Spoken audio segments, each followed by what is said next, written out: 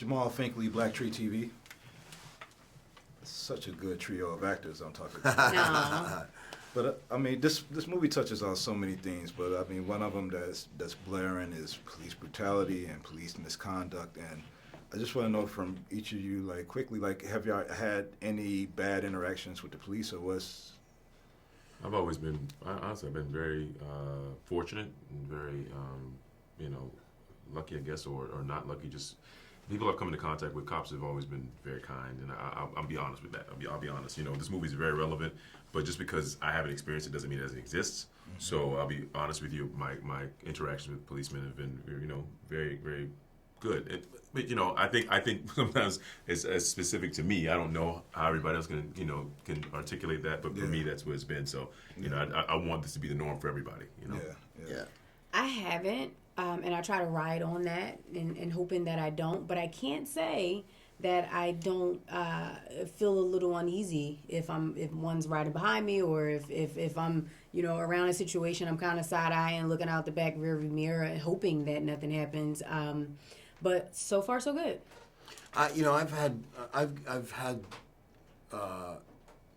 not bad problems with police, but I've also been with police, riding along with police for many movies, and I've also seen what they need to deal with, and it's a very interesting line that they have to kind of follow, and there is especially in places like where I was in Compton, and it's like, wow, it's tense on both sides. They're not dealing with guys like they're dealing with some badasses. Yeah, they're not dealing with who don't really respect what they do. You know what I mean? Mm-hmm. So it's a weird dynamic, and unfortunately, what happens a lot of times is the brutality, the misconduct, because there are people who are on the force that can't handle the situation. Mm-hmm. I think that needs to change too. How we vet police. There has to be a process. Yeah, there's, for sure. There's an emotional intelligence that has to be present in people who have the right to end your life at a moment's notice. Yeah, and it can't be coming from the reptilian brain. No, it's got to come from the frontal cortex, where people can figure things out and not react. Yes, because lives are at stake, which we're seeing now. Yeah, reasoning. You have to have emotional intelligence to be able to wield this kind of power. And I'm sorry, that's not a requirement that we have, that they have.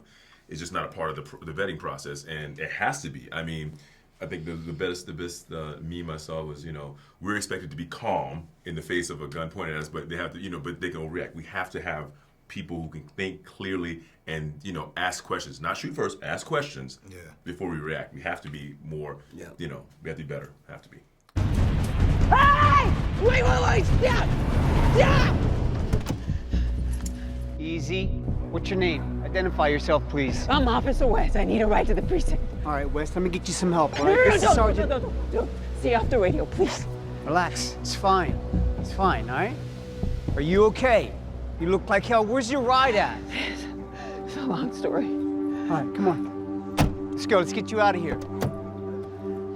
Are you injured? Come on, we got you. This is Brody. We found West. We got her. He's a second in Demille. It's all right. We got you.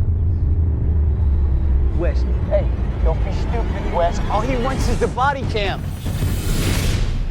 I have to talk about Deon Taylor because he has such this diverse slate of film work now. I mean, how do you see it? He's not like a newbie now, but how do you see this guy as coming onto the scene and making his presence known as a filmmaker? He's like a kid. He's like a kid in a candy shop. He's got a lot of people. Look who he's able to get to work with him. This is my second film with him. Before he had Hilary Swank and Michael Ealy in that film, and he's just he's got Dante as a cinematographer. Yeah, who gets Dante? He's at the top of the food chain. He really is, and he's got a great voice, and he's very different. He makes different kinds of movies, but he has people believing in him. Guys like Dante, who made all of Michael Mann's films. I mean, who don't need to work anymore. And I was saying earlier, I didn't read the script. I spoke to Deon first for several hours. He told me what it was, and I was just infatuated with him. And I'm like, I'm in. I don't know what the script is. I'm sure it's good. Yeah. Let's go do the movie, So, love seeing you guys on film. Keep on doing your thing. I'll keep on watching. Thank you. Thank you so much. You feeling this now? You feel him now, right?